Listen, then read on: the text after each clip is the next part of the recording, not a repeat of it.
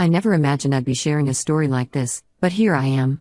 I'm Lena, 32F, and my world has been turned upside down. I recently discovered that my husband, Gerard, 34M, has been living a double life for years. We've been married for 7 years and have a 4-year-old son, Chris. Gerard and I met during our sophomore year of college. We were both part of the student government, working on a project to improve campus sustainability. Gerard was this charismatic, intelligent guy who seemed to have everything figured out. He was studying finance, and I was pursuing graphic design. We hit it off immediately, bonding over our shared love for indie music and obscure documentaries. Our relationship grew slowly but steadily.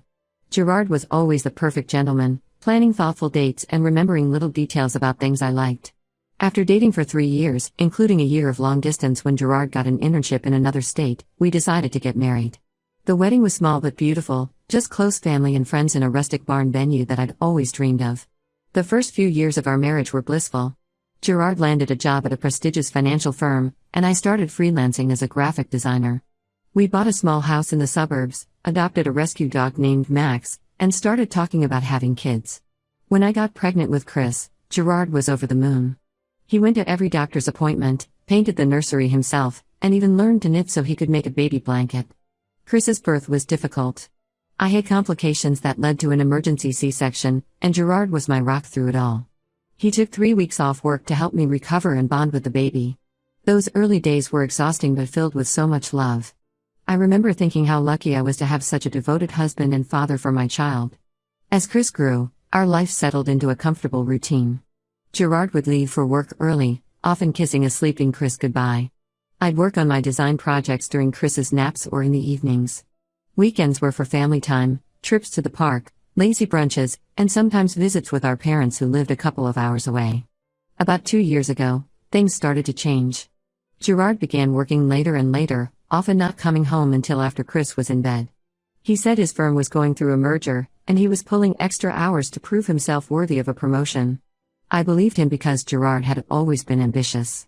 He'd talk about wanting to provide the best life for us, to save for Chris's college fund, to be able to take luxurious family vacations. At first, I was supportive. I'd keep dinner warm for him, listen to him vent about work stress, and try to manage Chris's disappointment when Daddy missed another bedtime story.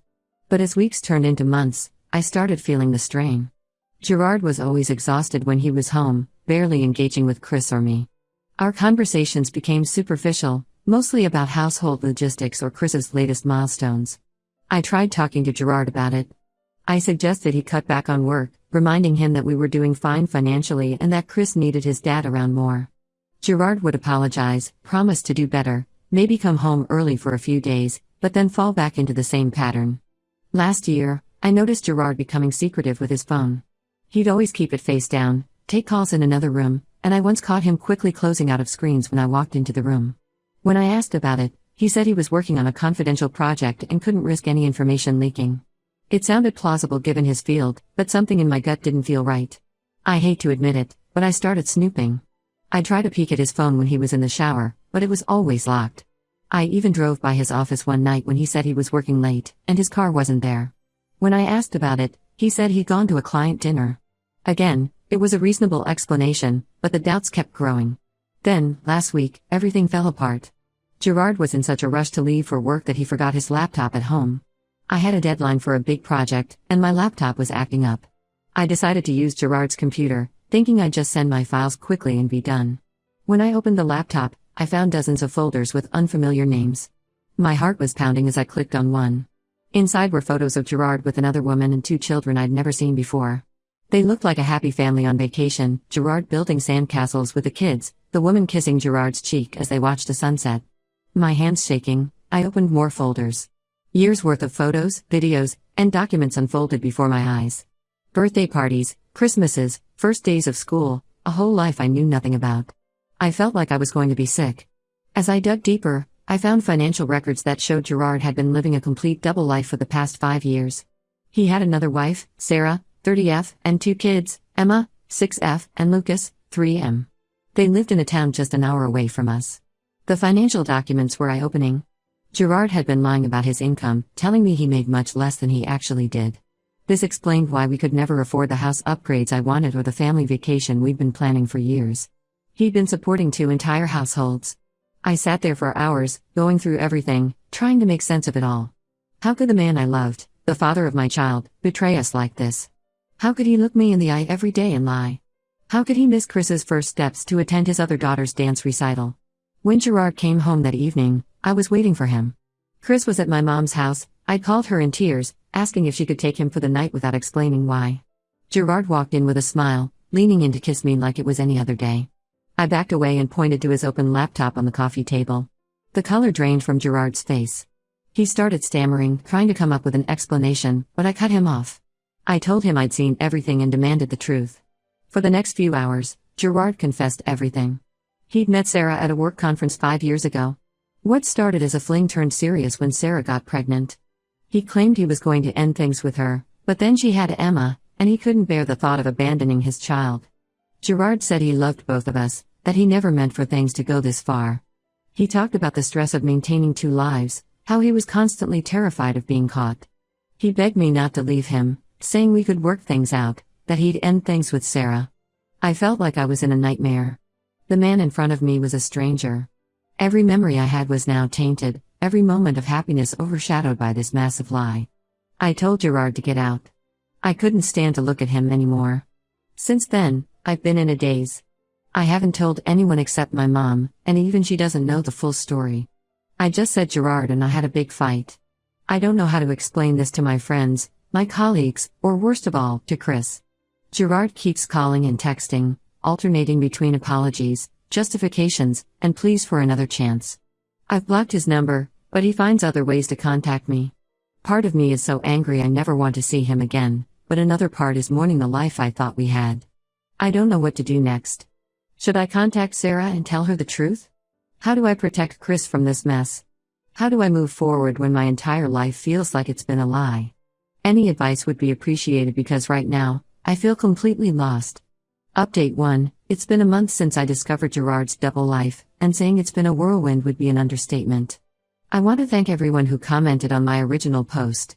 Your support and advice have been a lifeline during this challenging time. After much deliberation, I decided to reach out to Sarah. It wasn't an easy decision, but I felt she deserved to know the truth, just as I did. I found her on social media and sent her a message explaining who I was and asking to meet in person. I was terrified she might not believe me or, worse, already know about me and be complicit in Gerard's deception.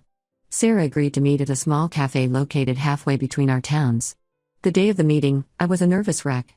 I got there early and must have rearranged the sugar packets on the table a dozen times while waiting.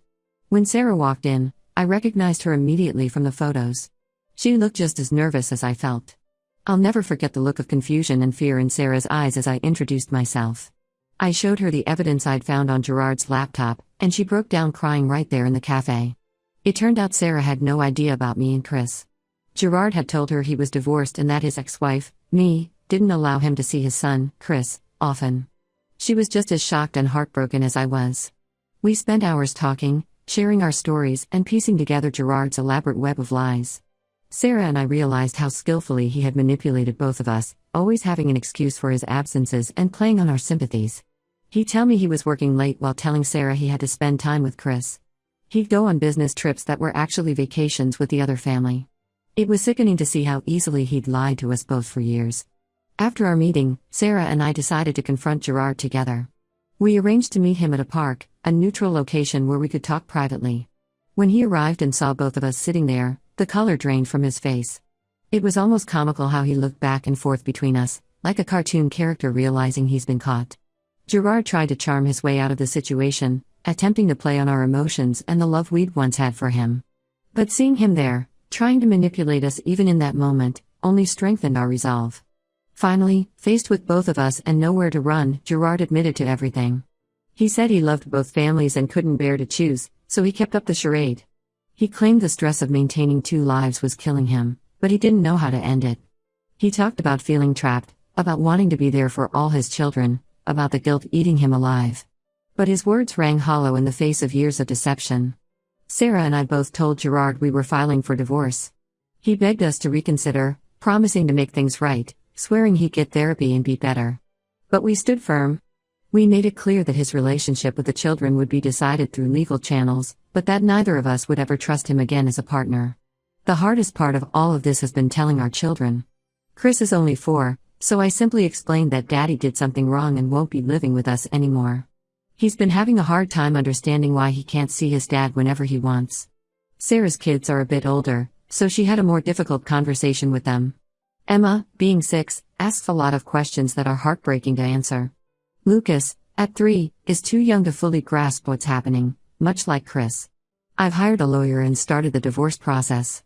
It's been overwhelming dealing with all the paperwork and legal jargon, especially while trying to maintain some normalcy for Chris. I'm also looking into therapy options for both of us. Chris has been having nightmares and acting out at preschool, and I know I need help processing all of this too. My family has been incredibly supportive since I told them what happened. My mom, who already had Chris the night I confronted Gerard, has been a godsend. She comes over almost every day to help with Chris, cooking meals, and just being there for me. My dad, who's always been overprotective, is furious with Gerard and has been helping me navigate the legal aspects of everything. My closest friends have rallied around me too. At first, I was embarrassed to tell them, feeling somehow that I should have known or that I was stupid for being deceived. But they've been nothing but supportive, offering childcare, bringing over meals, and providing shoulders to cry on when it all gets too much. Surprisingly, Sarah and I have kept in touch, supporting each other through this difficult time. It's strange to find friendship in such an unlikely situation, but I'm grateful for her understanding and strength. We've even had our kids meet, supervised by our mothers. It was awkward at first, but the children seemed to bond over their shared confusion and hurt. As for Gerard, he's been staying with his parents. They reached out to me, shocked and horrified by what their son had done. Gerard's mother tearfully apologized to me, swearing they had no idea about his double life. Gerard keeps trying to contact both Sarah and me, alternating between apologies and attempts to justify his actions. We've both made it clear that we're only willing to communicate about the children and divorce proceedings. Financially, it's been a struggle. I've had to put some of my freelance work on hold to deal with everything, and the legal fees are adding up quickly. I'm looking into financial counseling to help me budget and plan for a future as a single mom. I'm taking things one day at a time, focusing on healing and creating a stable environment for Chris. Some days are better than others. There are moments when I feel strong and ready to take on the world as a single mom, and others where the weight of everything crushes me, and I can barely get out of bed. But I'm determined to build a better life for us, free from Gerard's lies and manipulation. The road ahead is long and uncertain, but for the first time in a month, I feel a glimmer of hope. I know it won't be easy, but I'm committed to creating a happy, healthy life for Chris and myself, whatever that may look like. Update 2. It's been 3 months since my last update, and the situation has evolved in ways I never expected. The divorce proceedings are well underway, but things have gotten more complicated than I ever imagined. Gerard isn't going down without a fight. He's contesting the divorce and pushing for joint custody of Chris. His lawyer argues that despite Gerard's deception in our marriage, he's always been a good father to Chris and deserves to maintain a significant relationship with him. They're trying to paint Gerard as a man who made a terrible mistake but who deeply loves all his children and wants to be present in their lives. I'm fighting for sole custody with supervised visitation for Gerard. My lawyer thinks we have a strong case given Gerard's history of deception and the potential emotional harm to Chris. But it's still incredibly stressful going through this legal battle. Every day seems to bring a new challenge or a new document to review. Sarah is facing similar challenges with her divorce and custody battle. We've been supporting each other through it all, sharing information and strategies. It's been helpful to have someone who truly understands what I'm going through. We've even attended a support group together for people dealing with infidelity. It's painful to revisit the hurt, but it's also healing to know we're not alone. About a month ago, I received a shocking call from a woman named Lisa, 28F. She introduced herself as Gerard's girlfriend and said she'd just found out about both Sarah and me. Apparently, Gerard had been seeing her for the past year, telling her he was divorced with shared custody of 3 kids. I was stunned. Even after being caught, even while going through 2 divorces, Gerard was still lying and manipulating women. When I regained my composure, I told Lisa the full truth. She was devastated. She'd been planning a future with Gerard, even talking about having kids of her own. Now her dreams were shattered just like ours had been. Lisa has since joined Sarah and me in our unlikely group of Gerard's exes. We've been helping her process everything and encouraging her to get tested for STDs, something Sarah and I had to do as well. It's surreal to think that just a few months ago, we were all living our separate lives, unaware of each other's existence. The revelation of a third woman has strengthened our case in the divorce proceedings. Gerard's lies seem to know no bounds, and the judge is taking this into serious consideration. However, Gerard's lawyer is arguing that his relationship with Lisa began after he was separated from both Sarah and me, trying to downplay its significance. On a personal level, I'm slowly healing. I've started seeing a therapist to work through my trust issues and the trauma of Gerard's betrayal.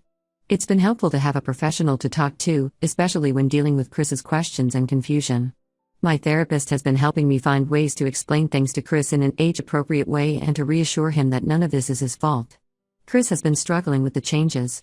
He misses his dad and doesn't understand why he can't see him more often. He's been acting out at preschool, having tantrums at home, and regressing in some of his behaviors. It breaks my heart to see him go through this. I'm doing my best to provide a stable, loving environment for him, but I know he's hurting. I've had to make some tough decisions regarding my career. With the mounting legal fees and the need to be there for Chris, I've scaled back my graphic design work. I'm focusing on freelance projects I can do from home, which gives me more flexibility but less financial stability. It's scary to think about supporting Chris on my own, but I'm determined to make it work. My family has been amazing through all of this. My sister, Amy, 29F, has been staying with us for the past month, helping with Chris and providing emotional support. Having her around has been a blessing. She makes sure I eat regularly and gives me a chance to rest when things get overwhelming. My parents have also been incredibly supportive, both emotionally and financially as I navigate the expensive legal process. As for Gerard, he's been trying to manipulate the situation in his favor. He's reached out to mutual friends, spinning a story about how he made a mistake but is trying to make things right. Some have fallen for it, but most see through his lies now. It's been painful to see some friends take his side or try to remain neutral, but it's also shown me who my true friends are. Gerard's parents are torn. They're horrified by what he's done but still want to be part of Chris's life. I'm trying to navigate that relationship carefully, for Chris's sake. They've been respectful of my boundaries so far, which I appreciate. Despite all the challenges, I'm staying strong for Chris and myself. This experience has shown me how resilient I can be. Some days are harder than others, but I'm learning to take it one day at a time. I'm looking forward to the day when this is all behind us and we can start a new chapter in our lives. Update 3. It's been 6 months since my last update, and I'm cautiously optimistic that things are finally looking up. The divorce has been finalized, and I've been granted sole custody of Chris with Gerard having supervised visitation twice a month. The judge took into account Gerard's pattern of deception and the potential emotional harm to Chris. Gerard's relationship with Lisa, which he continued even after being caught, was a significant factor in the custody decision. The court recognized that Gerard's behavior showed a consistent pattern of dishonesty that could be detrimental to Chris's well-being. Sarah's divorce has also been finalized with a similar custody arrangement for her children. We've been supporting each other through the aftermath, sharing resources for single parenting and offering emotional support. Lisa, who thankfully didn't have children with Gerard, has moved on and is focusing on healing from the betrayal. Financially, things have been tough, but I'm managing. The court ordered Gerard to pay child support and alimony, which helps cover our basic expenses. I've also been able to expand my freelance graphic design business, working with some great clients who understand my need for flexibility. It's not always easy balancing work and single parenthood, but we're making it work. Chris is doing better, though we still have our challenging days. He's in therapy, which has helped him process his feelings about the situation. He still misses Gerard, but he's adjusting to our new normal. We have a routine now, and the stability seems to be good for him. His behavior at preschool has improved, and he's back to being the cheerful, curious boy I remember. I've maintained my friendship with Sarah. We've become each other's support system through this ordeal. Our kids have even had a few playdates, which has been healing for all of us. It's strange to think that something so painful brought new relationships into our lives, but I'm grateful for the support. As for Gerard, he's facing the consequences of his actions. He lost his job when his employers found out about his double life. Last I heard, he was living with his parents and trying to rebuild his life. He still tries to contact me outside of the approved channels, but I've remained firm in my boundaries. Our communications are strictly about Chris, and even those are limited. I'm focusing on healing and moving forward. The trust issues are still there, but I'm working through them in therapy. I'm not ready to date yet, but I'm open to the possibility in the future. For now, my priority is creating a happy, stable life for Chris and myself. This experience has taught me a lot about resilience, self-worth, and the importance of honesty in relationships. While I wouldn't wish this situation on anyone, I'm proud of how I've handled it and the example I'm setting for Chris. We're building a new life, and while it's different from what I imagined, it's ours. To anyone going through a similar situation, know that it does get better. It's a long, hard road, but you can come out stronger on the other side. Trust your instincts, surround yourself with supportive people, and don't be afraid to ask for help when you need it. Thank you all for your support throughout this journey. Your kind words and advice have been a lifeline during the darkest times. Here's to new beginnings and a brighter future for Chris and me.